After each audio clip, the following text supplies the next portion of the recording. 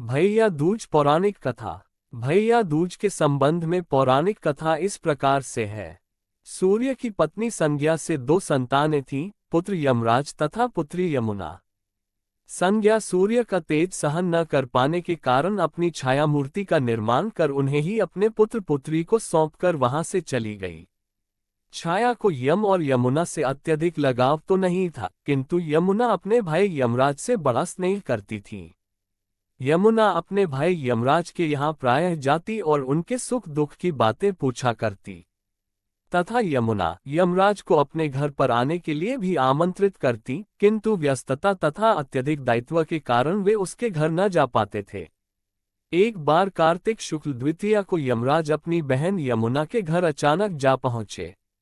बहन के घर जाते समय यमराज ने नरक में निवास करने वाले जीवों को मुक्त कर दिया। बहन यमुना ने अपने सहोदर भाई का बड़ा आदर सत्कार किया, विविध व्यंजन बनाकर उन्हें भोजन कराया तथा भाल पर तिलक लगाया। जब वे वहां से चलने लगे तब उन्होंने यमुना से कोई भी मनोवांछित वर मांगने का अनुरोध किया। यमुना ने उनके आग्रह को देखकर कहा, भैया, यदि आप मुझे वर देना ही चाहते हैं तो यही वर दीजिए कि आज के दिन प्रतिवर्ष आप मेरे यहाँ आया करेंगे और मेरा आतिथ्य स्वीकार किया करेंगे। इसी प्रकार जो भाई अपनी बहन के घर जाकर उसका आतिथ्य स्वीकार करे तथा इस दिन जो बहन अपने भाई को टीका करके भोजन खिलाए, उसे आपका भय न रहे। इसी के साथ उन्होंने ये भी वरदान दिया कि यदि इस दिन भाई बहन यमुना नदी में डुबकी लगाएंगे तो वे यमराज के प्रकोप से बचे रहेंगे। यमुना की प्रार्थना को यमराज ने स्वीकार कर लिया। तभी से बहन भाई का ये त्योहार मनाया जाने लगा। भैया दूज त्योहार का मुख्य उद्देश्य भाई बहन के मध्य सद्भावना तथा एक दूसरे के प्रति निष्कपट प्रेम को प्रोत्साहित करना है। भैया दूज लोक कथा। एक बुढ़िया थी, उसके 7 बेटे और एक बेटी थी। बेटी की शादी हो चुकी थी। जब भी उसके बेटे की शादी होती, फेरों के समय एक नाग आता और उसके बेटे को डस लेता था। बेटा वही खत्म हो जाता और बहू विधवा। इस तरह उसके 6 बेटे मर गए। 7वें की शादी होनी बाकी थी। इस तरह अपने बेटों के मर जाने के दुख से बुढ़िया रो रो के अंधी हो गई थी। भाई दूज आने को हुई तो भाई ने कहा कि मैं बहन से तिलक कराने जाऊंगा। माँ ने कहा ठीक है। उधर जब बहन को पता चला कि उसका भाई आ रहा है तो वह खुशी से पागल होकर पड़ोसन के गई और पूछने लगी कि जब बहुत प्यारा भाई घर आए तो क्या बनाना चाहिए। पड़ोसन उसकी खुशी को देखकर जलभुन गई और कह दिया कि दूध से रसोई ले, घी में चावल पका। बहन ने ऐसा ही किया। उधर भाई जब बहन के घर जा रहा था तो उसे रास्ते में सांप मिला। सांप उसे डसने को हुआ। भाई बोला, तुम मुझे क्यों डस रहे हो? सांप बोला, मैं तुम्हारा काल हूँ और मुझे तुमको डसना है। भाई बोला, मेरी बहन मेरा इंतजार कर रही है, मैं जब तिलक करा के वापस लौटूंगा तब तुम मुझे डस लेना। सांप ने कहा, भला आज तक कोई अपनी मौत के लिए लौट के आया है जो तुम आओगे? भाई ने कहा, अगर तुझे यकीन नहीं है तो तू मेरे झोले में बैठ जा, जब मैं अपनी बहन के तिलक कर लूं तब तू मुझे डस लेना। सांप ने ऐसा ही किया। भाई बहन के घर पहुंच गया। दोनों बड़े खुश हुए। भाई बोला, बहन जल्दी से खाना दे, बड़ी भूख लगी है। बहन क्या करे, न तो दूध की रसोई सूखे न ही घी में चावल पके। भाई ने पूछा, बहन इतनी देर क्यों लग रही है, तू क्या पका रही है? तब बहन ने बताया कि ऐसे ऐसे किया है। भाई बोला, पगली, कहीं घी में भी चावल पके हैं या दूध से कोई रसोई लीपे है? गोबर से रसोई लीप, दूध में चावल पका।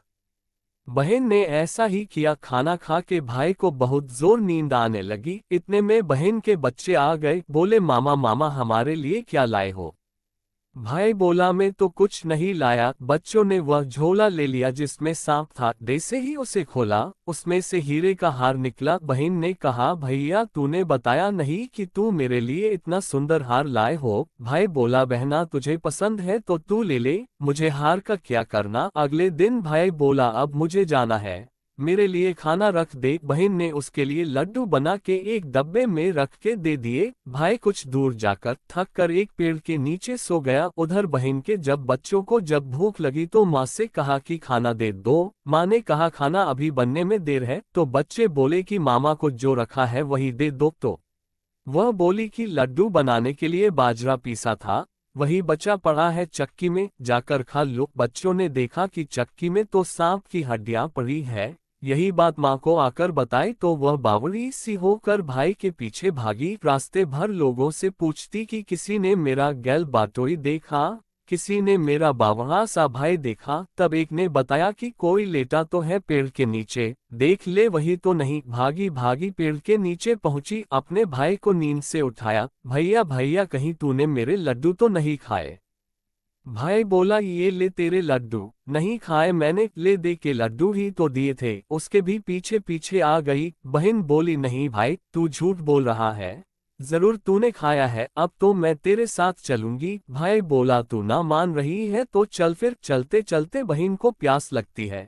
वह भाई को कहती है कि मुझे पानी पीना है। भाई बोला अब मैं यहाँ तेरे लिए पानी कहाँ से लाऊं, देख दूर कहीं चील उड़ रही है, चली जा वहां शायद तुझे पानी मिल जाए। तब बहन वहां गई और पानी पीकर जब लौट रही थी तो रास्ते में देखती है कि एक जगह जमीन में 6 शिलाएं गड़ी हैं और एक बिना गड़े रखी हुई थी। उसने एक बुढ़िया से पूछा कि ये शिलाएं कैसी हैं? उस बुढ़िया ने बताया कि एक बुढ़िया है, उसके 7 बेटे थे, 6 बेटे तो शादी के मंडप में ही मर चुके हैं, तो उनके नाम की ये शिलाएं जमीन में गड़ी हैं।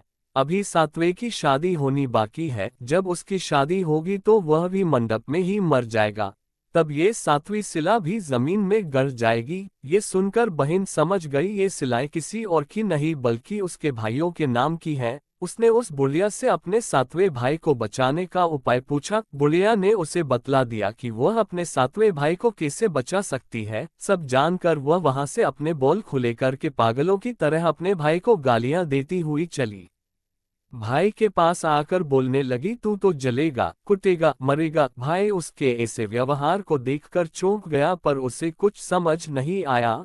इसी तरह दोनों भाई बहन माँ के घर पहुंच गए। थोड़े समय के बाद भाई के लिए सगाई आने लगी, उसकी शादी तय हो गई। जब भाई को सहरा पहनाने लगे तो वह बोली इसको क्यों सहरा बंधेगा, सहारा तो मैं पहनूंगी, ये तो जलेगा मरेगा। सब लोगों ने परेशान होकर सहरा बहन को दे दिया। बहन ने देखा उसमें कलंगी की जगह सांप का बच्चा था। बहन ने उसे निकाल के फेंक दिया। अब जब भाई घोड़ी चढ़ने लगा तो बहन फिर बोली ये घोड़ी पर क्यों चढ़ेगा, घोड़ी पर तो मैं बैठूंगी, ये तो जलेगा मरेगा, इसकी लाश को चील कौवे खाएंगे। सब लोग बहुत परेशान, सब ने उसे घोड़ी पर भी चढ़ने दिया। अब जब बारात चलने को हुई तब बहन बोली ये क्यों दरवाजे से निकलेगा, ये तो पीछे के रास्ते से जाएगा, दरवाजे से तो मैं निकलूंगी। जब वह दरवाजे के नीचे से जा रही थी तो दरवाजा अचानक गिरने लगा।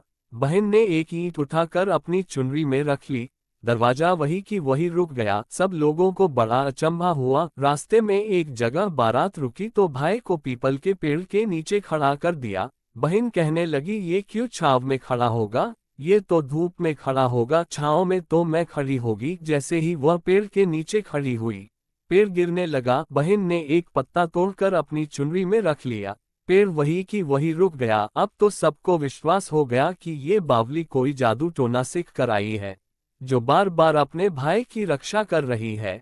ऐसे करते करते फेरों का समय आ गया। जब दुल्हन आई तो उसने दुल्हन के कान में कहा अब तक तो मैंने तेरे पति को बचा लिया, अब तू ही अपने पति को और साथ ही अपने मरे हुए जेठों को बचा सकती है। फेरों के समय एक नाग आया, वो जैसे ही दूल्हे को डसने को हुआ, दुल्हन ने उसे एक लोटे में भर के ऊपर से प्लेट से बंद कर दिया। थोड़ी देर बाद नागिन लहर लहर करती आई, दुल्हन से बोली तू मेरा पति छोड़। दुल्हन बोली पहले तू मेरा पति छोड़। नागिन ने कहा ठीक है मैंने तेरा पति छोड़ा। दुल्हन ऐसे नहीं, पहले 3 बार बोल। नागिन ने 3 बार बोला, फिर बोली कि अब मेरे पति को छोड़। दुल्हन बोली एक मेरे पति से क्या होगा, हंसने बोलने के लिए जेठ भी तो होना चाहिए, एक जेठ भी छोड़। नागिन ने जेठ के भी प्राण दे दिए। फिर दुल्हन ने कहा एक जेठ से लड़ाई हो गई तो एक और जेठ छोड़, वो विदेश चला गया तो तीसरा जेठ भी छोड़। इस तरह एक एक करके दुल्हन ने अपने 6 जेठ जीवित करा लिए। उधर रो रो के बुढ़िया का बुरा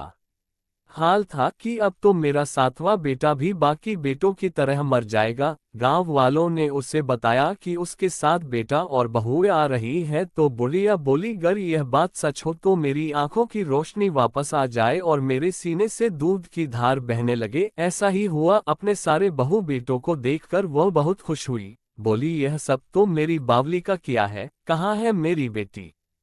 सब बहन को ढूंढने लगे। देखा तो वह भूसे की कोठरी में सो रही थी। जब उसे पता चला कि उसका भाई सही सलामत है तो वह अपने घर को चली। उसके पीछे पीछे सारी लक्ष्मी भी जाने लगी। बुढ़िया ने कहा, बेटी पीछे मुड़ के देख, तू सारी लक्ष्मी ले जाएगी तो तेरे भाई भाभी क्या खाएंगे। तब बहन ने पीछे मुड़ के देखा और कहा, जो माँ ने अपने हाथों से दिया वह मेरे साथ चल, बाद बाकी का भाई भाभी के पास रह। इस तरह एक बहन ने अपने भाई की रक्षा की।